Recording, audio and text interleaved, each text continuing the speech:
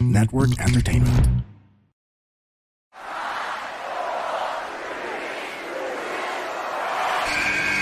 Who's ready for story time? What's going on? This is Xavier Woods, aka Austin Creed. Let me talk to him.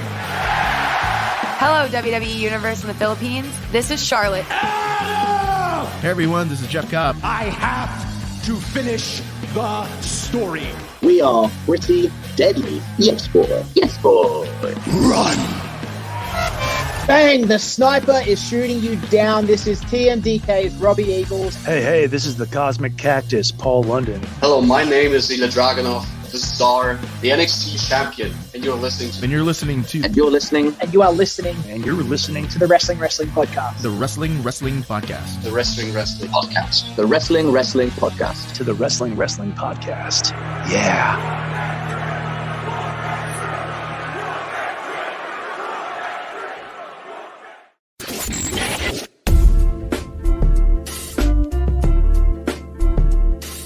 You are listening to the longest running weekly episodic Filipino wrestling podcast. This is the Wrestling Podcast. Stan C, Romoran, and Emile Nate checking in on an audio-only episode. It's Picks of the Week. I haven't been on the pod in quite some time. Work has happened. I've also gotten sick. So thank you to Ro and Emile for holding down the fort. We're also recording this on a day that is very bittersweet to fans like Ro and myself. November 13 is the death anniversary of the late, great Eddie Guerrero. He was taken from us way too soon on this day, 18 years ago. Can you believe it's been 18 years? Jeez. Wow. Yeah. No, I think the worst part is he was only like 38 when he passed. So, oh, yeah. Lapit na tayo sa edad na yan. I mean, in 5 years. Kami, not you, Emile. Yeah, the two of us. It's very weird. It's very weird to be contextualizing everything and to be hit with that sobering dose of reality that as it stands, we are actually closer to Eddie's age of death than, whatever wistful age we were at. No, I mean, it's not just that, but a lot of people have been croaking lately because the pandemic, COVID-19 long effects. It's more likely than ever. So I just wanted to tell you guys that if you're our age, if you're, because we're closer to the age Eddie died, if you're not taking care of yourself yet, I think you got to start thinking about it and making the actions to do that. Because we never know when we're gonna go. Yeah. It's as good as a reminder as any. Since it is a pick of the week episode, we're going to be giving you a special Eddie Guerrero pick that's happening in a bit, but we have some housekeeping to take care of. We actually have some events that are coming up in the month of November that we really want you to be a part of. And we're going to start with the Survivor Series live viewing party happening next week, 2 weekends from now, 2 Sundays from now. It's going to be at Hobby Stadium, November 26th at 9 a.m. That's when the main show starts. Doors open at 8 a.m. You can pre-buy your tickets right now on our tiny URL. It's on our Facebook post. You can just click it and be taken to the Google form. You just got to pay 350 pesos for the early bird price, and you can choose to walk in, pero mas mahal yun at 500. So we're gonna have fun. We have prizes from Hobby Stadium and our friends at Everybody's Toys and Collectibles. We'll let you know all about that when we finalize what the prizes are. So please come on down. Let's have some fun. It's vibes, Survivor Series, War Games. So Emile will be there to handle the show and say hi to them. Say hi to them and Rowan. Stan and I could not make it on that day, but it's going to be fun. Hobby Stadium is a great place for these viewing parties. Please patronize their business as well by ordering food and drinks. Sobrang sarap ng mga offerings nila doon. And, let's, just have fun and vibe with the rest of the local wrestling community here in Manila. Yeah, so the tiny URL is tinyurl.com/Survivor Series PH 2023. So we tried to make it as simple for everybody. Again, it's tinyurl.com/Survivor Series PH 2023. If for some reason you just missed the link, you can check it out. It's Hobby Stadium social media. It's already there. Facebook.com/Hobby Stadium PH. Yun, it's already up there. We hope to see you there. Syempre, mas marami pa ring mag-walk in, but if you want to get a discount, the early bird ticket is the way to go. All right? Yep. So we'll see you there Sunday, November 26th for Survivor Series War Games 2023. All right, let's go to yung ano naman, yung watch party natin for AEW Full Gear, which, as Rose said, is happening on our Patreon program. Emile, tell the people how they can be part of our growing patron community. You can be part of that and the viewing party for Full Gear by subscribing to our Patreon at patreon.com/wrestling podcast for as low as $5.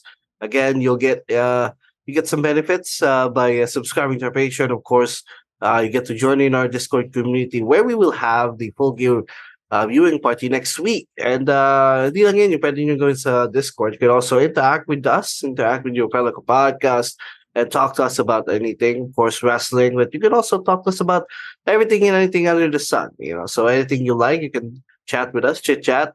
And also with our Patreon is you get some review content of the weekly wrestling shows like Raw, SmackDown, NXT Dynamite, courtesy of Rowan. And if you join in on our Patreon, you'll get some friendly rates on the pasabays that we do recently. The next one being in a couple of weeks for Black Friday. So if you want to get some friendly rates on the service fees at Pinapatong namin, you can do that. And again, by subscribing to our Patreon, you're pretty much supporting everything that we do here on the pod. So again, it's at patreon.com/wrestling podcast for as low as $5. All right. Yeah. You mentioned the pasabays. Perfect time to bring that up because Black Friday is 2 weeks away. Yep. Yeah. Syempre, Black Friday means the biggest sales of the year because it's a holiday season. So if you've been feeling to get some authentic merch from the, online merch sites, whether it's WWE Shop, Shop AEW, Pro Wrestling Tees, even Roots or Fight, or any other store na may tindang wrestling merch or wrestling merch adjacent, we'll go get it. As long as tatanggapin ang aming credit card. So all you got to do is join the batch when it opens next week, November 20th, and make your orders. May down payment din ng konti for those who are not part of the Patreon for those who are not part of the Patreon program. And we'll make those orders on Black Friday, maybe all the way until Cyber Monday kung di kaya. And then they'll be discounted for sure. And then you'll get them hopefully a month after because marami nag-order niyan at the time. And that's when you pay. So if you are, as Emile said, part of the Patreon program, you get friendly rates. You can still, buy from us even if you're not a patron. Pero mas mahal ng konting-konti because we do a lot of handling on the back end for that service and for your legit merch. So if you want those legit pieces of merch from WWE, AEW, or any wrestler whose merch is on a store like Pro Wrestling Tees, then this is what you've been saving for. It's Black Friday / Cyber Monday. Saktong-sakto yan for November. Great Christmas gift for yourself or for your loved ones who happen to love pro wrestling. All right, let's start with our Eddie Guerrero-centric pick of the week. And we're going to cede the floor to Emile kasi siya yung younger fan. And kami ni Ro, we fanboy over Eddie Guerrero way too much on this podcast, pretty much the rest of the year anyway. All right, so again, this is today's the 18th death anniversary of one Eddie Guerrero. And I got to pick this match, pick for us to talk about. And it's the Halloween Havoc match between Eddie Guerrero and Rey Mysterio for the.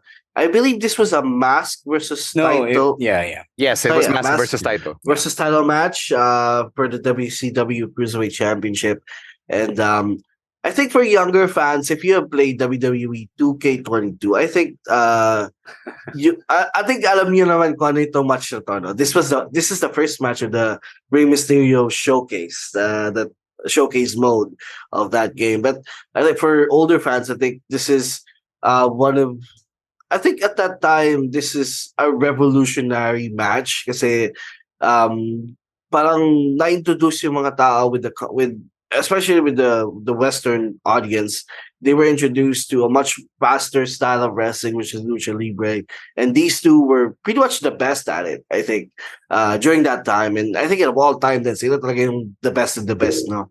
And watching this match over and over again, I remember the first time I saw this was around 2015, 2014. So way after it happened.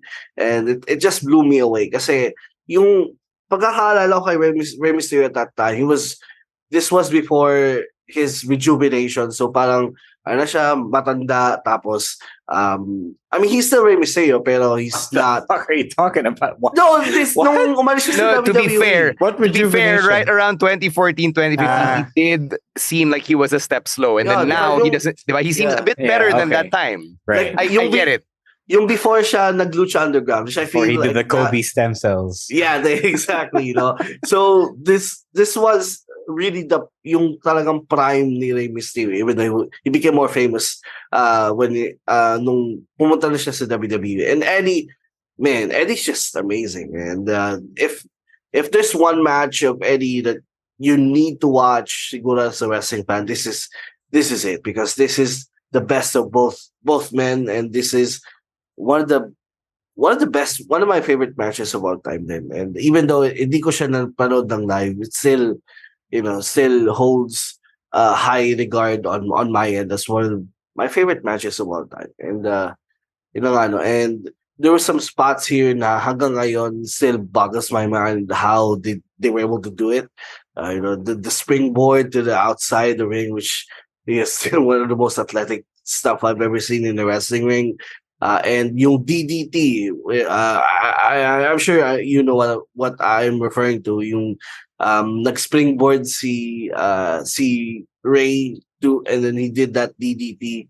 Or I think it was Eddie. Basta I think alam niyo naman yung spot na sinasabi ko. And then he's referring to the spot na mahirap gawin dun sa WWE 2K. Yeah, exactly. So it's like the third or fourth task where you springboard na parang naka-handspring pa, and then you go tilt-a-whirl into the DDT, and those are so difficult to do na dun ka masa-stuck. So yes. Yeah, it took me a while to finish that task. That's why I don't play showcase mode. But again, if you have the time today and you want to reminisce about Eddie, this is the match that we would recommend for you to watch. It's 15 minutes on the YouTube page on WWE. It's free. They make all that stuff free. Yeah. The thing about this match is people might not know it, but almost all Ray matches where Ray has to go up against a bigger dude, this was the blueprint for it. Yung mga match na ganun. So much so that Eddie would also go back and take from this match when they did the match at WrestleMania 21.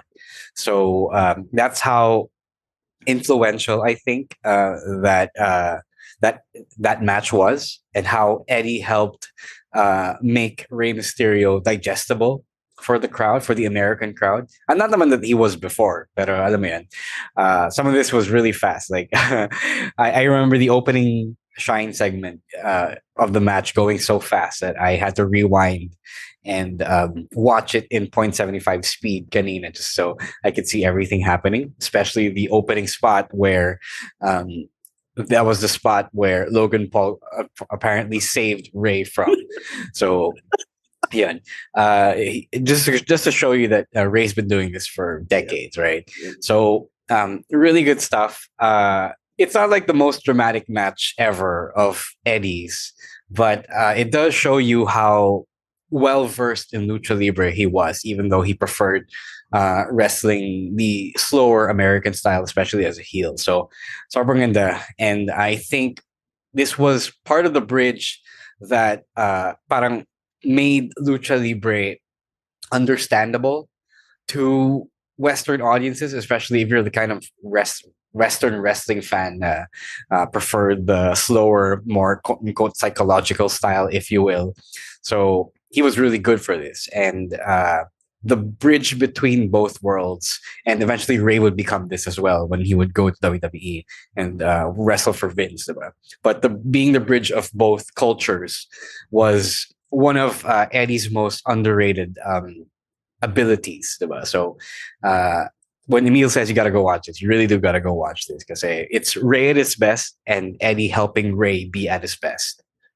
Yeah, it really spoke a lot to yung versatility ni Eddie as a performer. How, at the time he was pigeonholed into the cruiserweight spot, but you pair him up against Rey Mysterio, who's just a lightning rod of energy and speed. Eddie's forced to play the role of the bigger wrestler, diba? He's forced to be the aggressor here as the heel, as the bigger guy. So you can see the versatility in how he really has a Swiss Army knife of tricks and skills na kaya niyang i-wear down si Rey with his submission ability, but he can also bring out the power game just because he's much bigger than Rey, while maintaining the fact na, yeah, technically he is still a cruiserweight. So this match was the quintessential Eddie Rey match for all of the reasons that Ro and Emile had pointed out. And it's one of those matches na decades have gone by, it doesn't get old, it's timeless, and I'd like to think that it will continue to last the test of time, or continue to stand the test of time as we all get much older, and hopefully not die at 38. Again, rest in peace to Eddie Guerrero, a wrestler we continue to miss, a wrestler who we continue to wonder what would happen, what would the wrestling landscape be if he was able to grow old enough to retire and to either be a producer in the back or like a legend we'd see at conventions or whatever. These are things that I personally keep on toying within my brain. So I'm sure I'm not the only one. And, we continue to keep Eddie Guerrero's memory alive in our hearts, in our minds, in our fandom, and in the way that we love and talk about wrestling.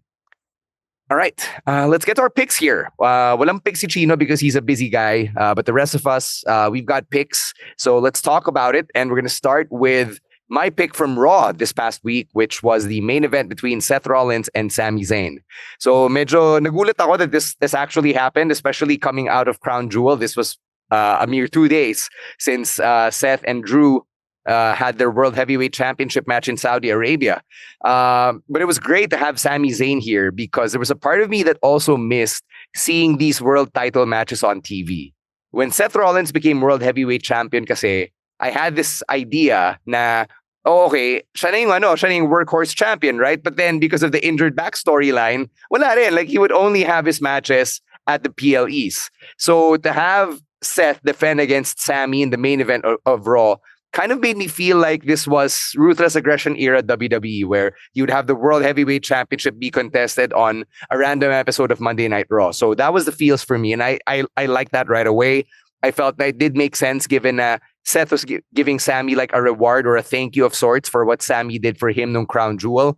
I wouldn't say that this was like the best Seth and Sami match ever, especially given the shenanigans that happened. But I'm hoping that this could lay the foundation for Sami going after the World Championship down the road, whether that's against Seth pa rin or against Damian Priest, if and when he finally cashes in.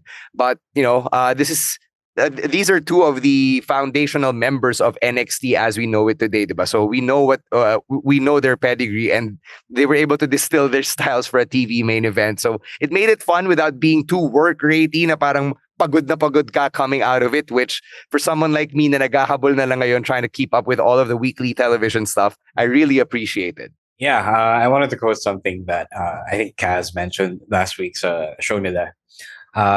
People were complaining about Kenny versus MJF being announced 3 days before or 14 days before, whatever.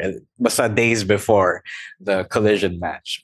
But people are all in for a Seth versus Sami World Championship match made on the night itself. Kasi nobody in WWE gets to, make TV show cards beforehand. So there's apparently a big void in the main event spot heading into Raw before you decide what it is on the day itself. So it is actually a good point to call out of, people being hypocrites, especially if you're biased against AEW. But really good stuff. I saw this right after it happened. And people were saying that, especially Emile, you were saying that you thought Sami was going to win. And for a minute, it did kind of look like that, especially with the whole broken back thing, which is still something na hindi pa rin piniplay up. But they did do a better job of playing that up in this match kasi this finish that they had, the counter of the Lion Tamer to the roll-up, that felt a lot more Orange Cassidy than Seth has been doing since. Diba? So I appreciated that bit. I appreciated that attention to, the fact that Seth was injured. Diba? So really good stuff. And does it prove that Sami could be world champion material one day? I don't know, but I think people were ready to see it. The tables have turned. The podcasters now want to listen to you. Tell us your thoughts in the survey for a chance to win a cash prize. Be honest, huh? Answer the survey on our website, surveypilipinas.org. And you're automatically part of the raffle. For a chance to win 5,000 pesos in cash, make sure to complete the survey for your entry to be qualified. We're excited to get your feedback. We are listening. Just go to www.surveypilipinas.org at baka ikaw na ang next winner.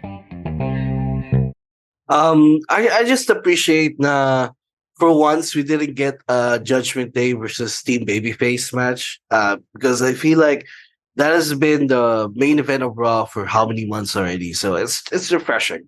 Plus, I also appreciate the fluke win kasi, like we talked about on Thursday, that was becoming my main complaint about Seth's title reign is that they keep telling us this bad backstory, pero you can never see it in his matches. You can never see it in his title defenses. So at least dito, there was a bit of element of it to it. So I appreciate that. So are they going to go with that moving forward? I hope so. And yeah, for some reason, this has sparked an idea of me na we're going to have a Sami Zayn chase of the World Heavyweight Championship that will culminate at WrestleMania or next year. I don't know. Maybe I feel like this is a test run.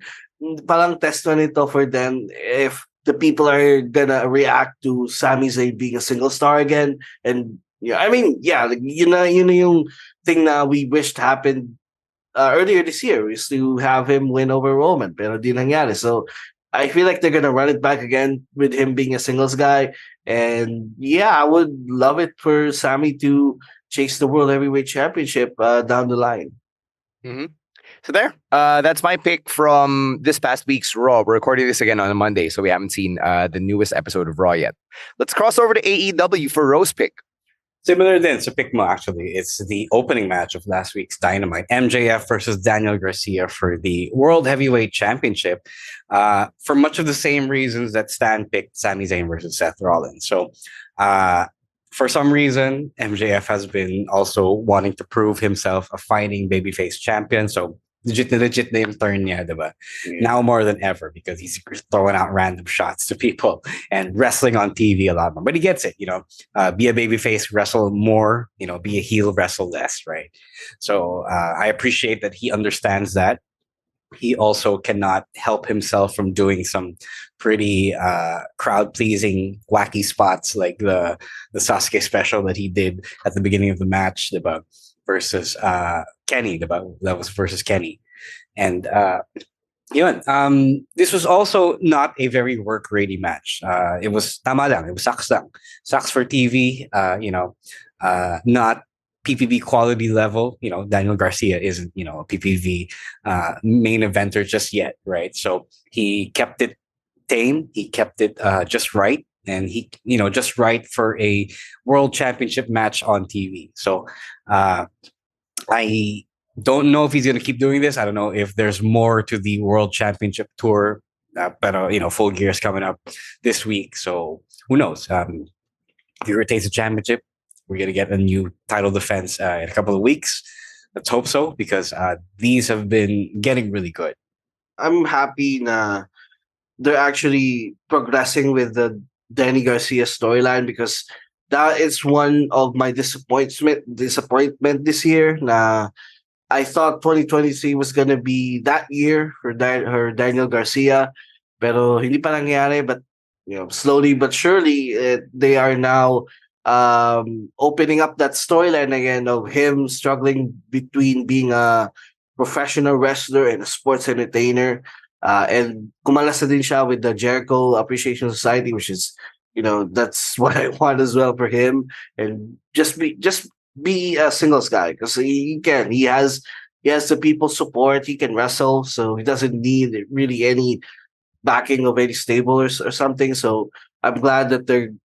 This is again a great match, great TV match, great opener. Openers are always great, and bit by bit, appreciate ko na yung si MJF as a babyface champ. Like, before, medyo awkward pa nung una, pero now, he has fully embraced it, and he has fully ran with it, which is a good thing.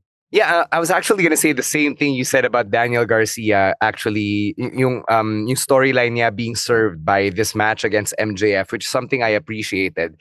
I used to hate how AEW would have the power rankings, diba? And then they would shoehorn someone into the championship scene whenever it was convenient. So I'm glad that power ranking system is over and done with. I also appreciate na it made sense na okay, MJF wanted to pluck Daniel Garcia out and give him that title shot. And then yung nga, may synergy naman with his own storyline. So it wasn't so out of nowhere for Daniel Garcia to be number one contender right then and there. So that part made sense to me. I'm also very much enjoying MJF as a bona fide babyface here. So clearly they're doing something right, or clearly MJF is doing something right. I just wish na he would finally have the championship. It wasn't until I was listening to, and I hate that we keep referencing Masked Man and Kaz here, but it wasn't until I heard David Shoemaker's rant about MJF not having the world championship, as in the physical title, na ang ridiculous na nga niya for me. Na I get it, I understand the story, that Jay White absconded with it, na he's using yung possession of the title to really taunt MJF, but it has gotten ridiculous. Like, wala bang authority figure, or wala bang authority si Tony Khan to really clamp down on Jay White and force him to relinquish possession of the title. I like Tony Khan's own commitment to showing himself as oddly incompetent. whether he's doing whether he's doing a Twitter rant or showing himself on TV, he really loves to make himself look incompetent. So some of it you learn from, like the announcement thing. Pero now, kasi okay lang sana if he made someone else an authority figure, but obviously he is the very authority figure on the show. So the moment somebody doesn't enforce the law, somebody doesn't enforce order, sure, you're going to point to Tony Khan. So are you really okay with making yourself look like an idiot in charge? Yeah. That's basically what Shoemaker said on his podcast over the weekend. Diba? Na parang, why doesn't anyone force Jay White to return something that clearly does not belong to him? Diba? So in what company or in what organization is that right or allowable? I get it. There's a bigger story at hand. But when someone calls out the logic here, you kind of wonder to yourself na, no, parang ginagago ako dito. So yun, that's my thing. So okay lang sana nung una nung like just a couple of weeks just to prove a point. Pero now, ilang weeks na to? Like 4 weeks? Sambuan na, dude. Sambuan na. Oh, diba? Yeah. So, I think it was Shoemaker then who said if a casual viewer were to tune into Dynamite and see Jay White with the belt, they would assume that Jay White was the champion. And actually, na-apply na ito sa akin. Sometimes I see Jay White with the belt, wearing the belt, not just, carrying it around haphazardly. And I think, okay, is Jay White, for a second, I would think that Jay White is the champion. Then I remember that he's not. He just has the belt. But I guess, in a manner of speaking, I guess that's the psych behind it.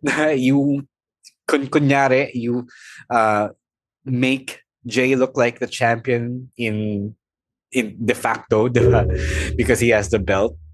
So for a moment in time before MJF beats him at Full Gear, possibly someone else was champion, even though MJF is currently the longest reigning world champion in AEW. So maybe that's it. But I agree that it's gone on for too long right now.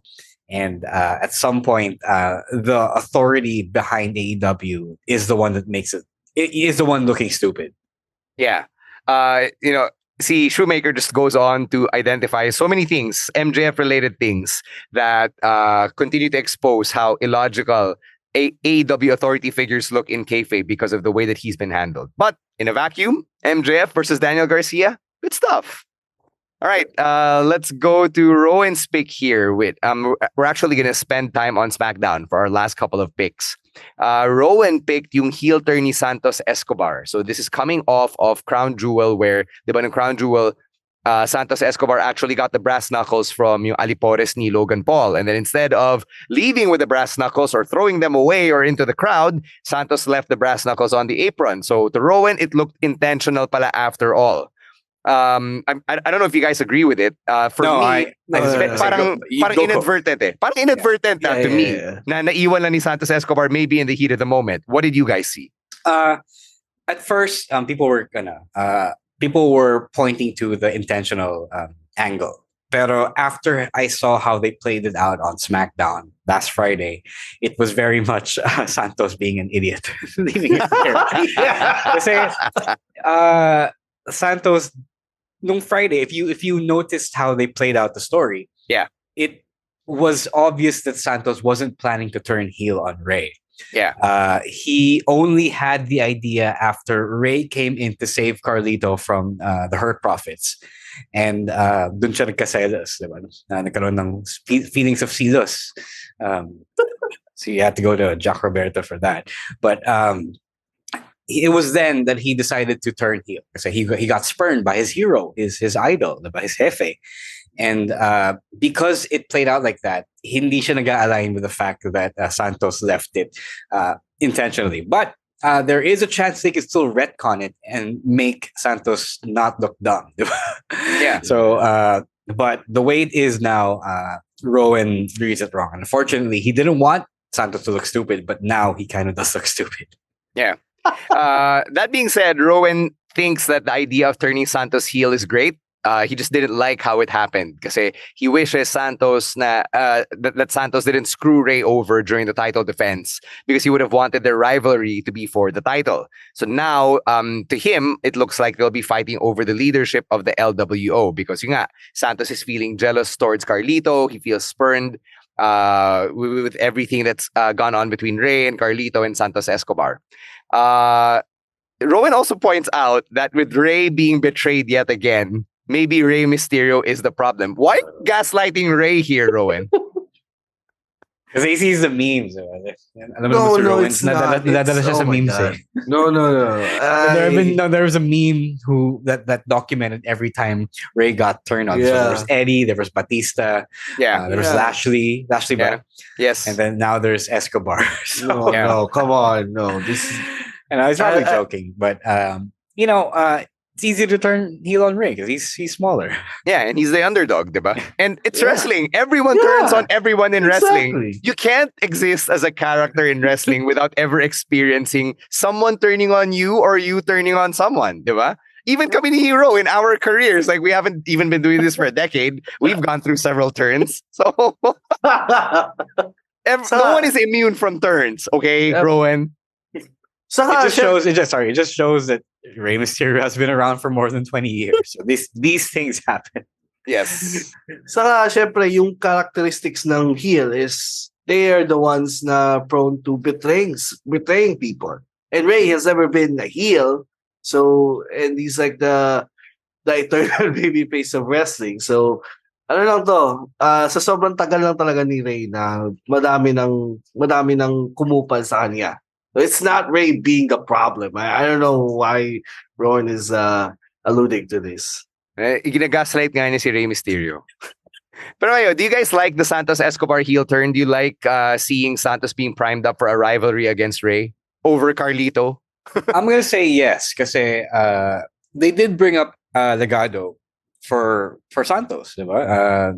I mean, no offense to Raul and our boy Kuya Joaquin, pero the stable was brought up for Santos. He was being primed for that run. He was the guy for that. And na sidetrack lang siya talaga because of the feud with Dominic and that Dominic had Judgment Day, so Rey needed a posse to back him up, diba? So I think this is them going back to whatever the original plan was for Legado, for at least Santos. I don't know kung sasama sa kanila si Cruz and si Joaquin. But remember that Santos really was originally healed, diba? When he came up. Mm-hmm. So, it was just a detour, And this is okay. Let's hope that he goes after, well, not the U.S. Championship because Logan Paul is still U.S. champion, and he's probably going to be that way until maybe WrestleMania or whatever. So, okay rin to. I mean, there's not much time on SmackDown, but the more you focus on a singles push for Santos, especially at his age, then the better. Yeah, same thing here. When they formed the LWO, this is pretty much where it's headed. Humabala na onte because there were some reports that the LWO merch is sobrang mabenta, so they kind of extended the run. Say they are they're popular with the fans, but this is where it's always headed. This a feud between Santos and Rey Mysterio, which is this is gonna be a great gonna be a great feud. And I like the execution of the heel turn. Again, yung pag-iwan ni Santos nung brass knucks was I don't think that was intentional at all. Medyo lang siya, medyo tanga-tanga lang siya doon. And in a way, I feel like Santos was kind of justified kasi like Carlito is, to be honest, like if you would look at it, he was kind of an outsider to the LWO. Tapos Ray was even though he di niya sila sabi, he was kind of signing with Carlito nung SmackDown. So it's gonna be interesting how they're gonna go with this feud. And at the end of the day, I think this feud is to put over Santos then as a threat on SmackDown. Yeah, of course. Yung pinaka-intriguing dito para sa akin is who gets the spoils of the divorce. Where do the kids go? Oh, yeah. Tsaka LWO Wolfpack, tsaka LWO Hollywood. I mean, that's where it's headed. They split up, so this was naturally where it's gonna go. Or maybe we're gonna get a couple of call-ups with Los Otarios. Oh yeah, right. I forgot. The WWE 2K23 My Rise faction. You know what I'm talking about. Di na sila Los Lotharios. They're just Angel Garza and Humberto Carrillo now. You can just call them the Garzas. The Garzas. Yeah, the Garzas. You might get the Garza's call up here and para to even up the numbers, I guess. Yeah, then we can bring back Primo and sino partner niya? Siri Epico. I mean, Epico, yeah. Bring them back. Cousins against cousins. The Colognes were great, huh? People like to shit on them because they became those matadores, but they were super good. Yeah. Let's just have cousin warfare. Cousins just fighting with one another, man. All right, let's close this out with Emile's pick, also from this past weekend, SmackDown. All right, so my pick from SmackDown is the main event, which pretty much is the angle of Asuka turning on her team to join in Damage Control. So the match is the Damage Control, Io Sky, Kyrie, and Bayley against Asuka, Bianca Belair, and Charlotte Flair. Again, this pick is more of what happened, the angle after the match. In a way, this is one of those, it's surprising but not surprising turns kasi it also makes sense because Asuka has history with Kairi Sane being as they were a tag team before.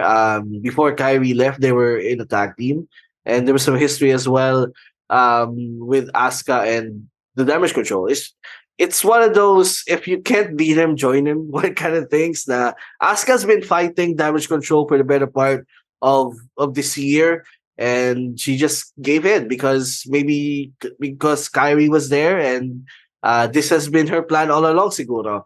And yeah, it's great how they executed it. No one also saw it coming.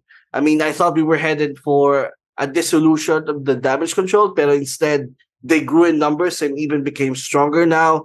And sobrang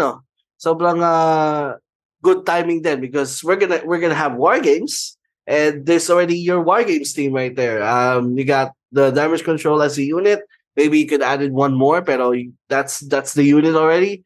And looks like we're gonna also get the team of coalition of babyfaces here with Bianca, Charlotte, Shotzi, and the rumors is maybe Becky Lynch is that last member. So very good timing yung mga nangyari on SmackDown. And I don't know. I don't know the direction of the Damage Control now that Asuka is in it. Are they gonna continue as a group, or you haven't seen SmackDown Lowdown?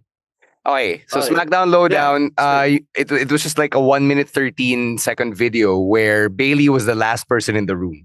So nagpa-plot na sila, and then clearly the body language is that others na si Bayley. So she's all insecure and shit. So I think that's where it's gonna go. I think Bayley is going to be the edge here.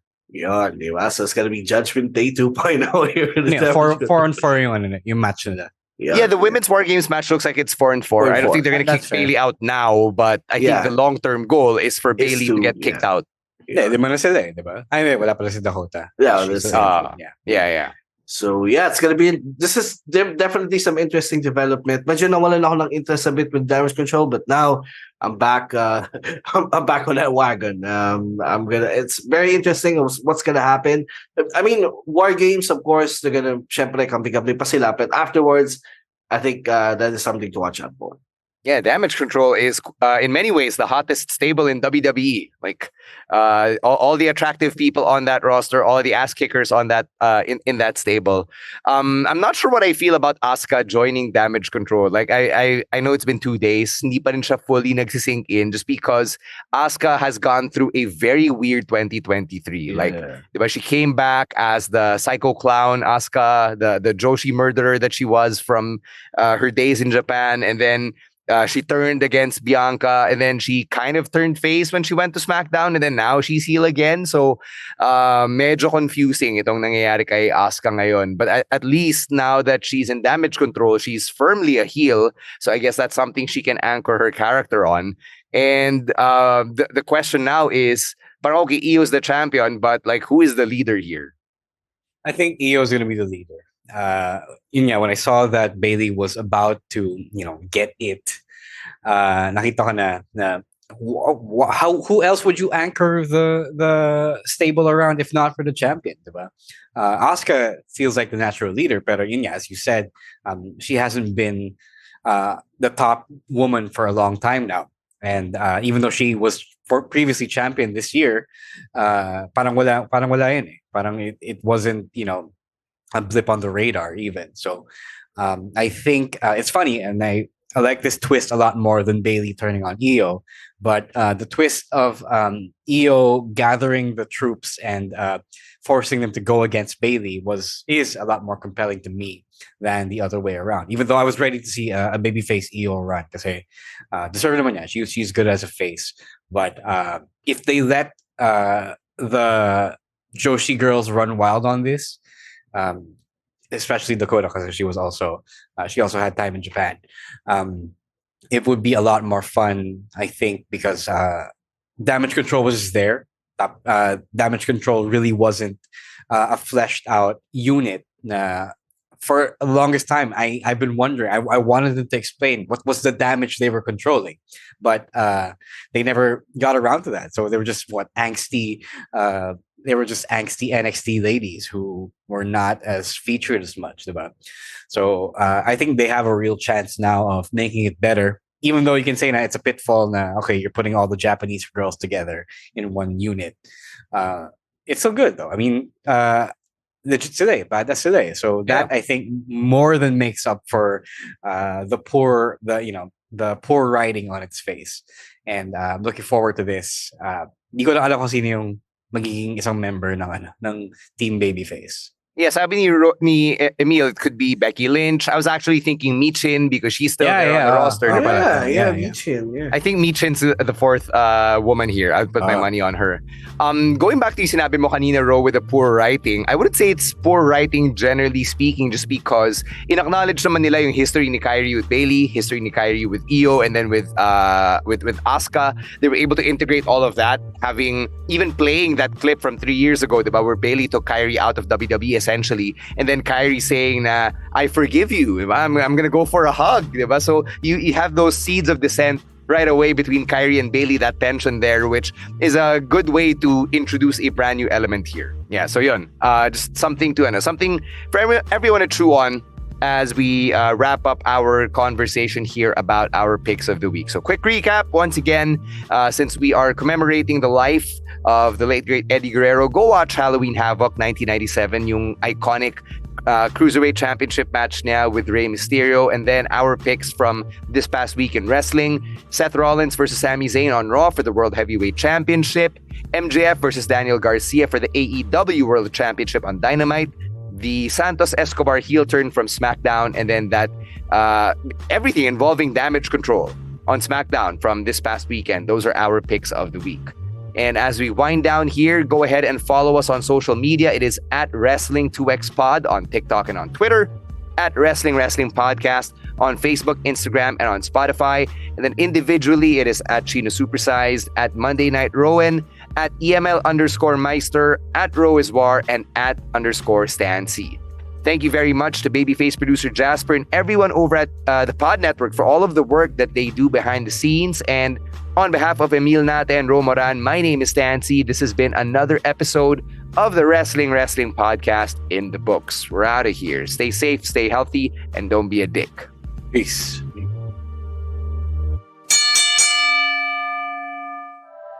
The opinions of podcast creators, hosts, and guests are not necessarily reflective of the official stance of the Pod Network Entertainment, its hosts, or other network programs.